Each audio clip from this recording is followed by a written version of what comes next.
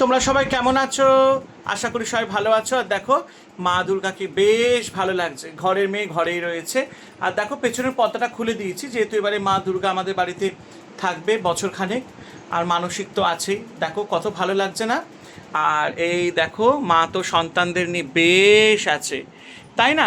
আজ শনিবার, আর আমাদের বাড়িতে দুর্গাচণ্ডী ব্রত পালন করা হয়, বিপত্তারিণী ব্রত পালন করা হয়। তাই দেখো আজকে মাকে যা পেরেছি ঘরে তাই সাধ্যমতো রান্না করে দিয়েছি। গোবিন্দভোগের চালের ভুনা খিচুড়ি করেছি, সাবুর পাঁপড়, আর করেছি আলু ভাজা। আর জল তো দিতেই হবে ভোগের সাথে। কেমন লাগলো তোমরা অবশ্যই জানিও। মায়ের জন্য কিছু ভোগ রান্না করতে গেলে আমার খুব ভালো লাগে। আর যতদিন প্রাণ আছে ততদিন আমি মায়ের জন্য কিছু না কিছু রান্না করে আমি অবশ্যই মাকে নিবেদন করব, তাই না? এই হচ্ছে ব্যাপার। তো তোমাদের কেমন লাগলো অবশ্যই ভিডিওতে কমেন্ট করে শেয়ার করে দিও। সবাই ভালো থেকো, আনন্দে থেকো। জয় দেবী দুর্গা দুর্গতি নাশিনী।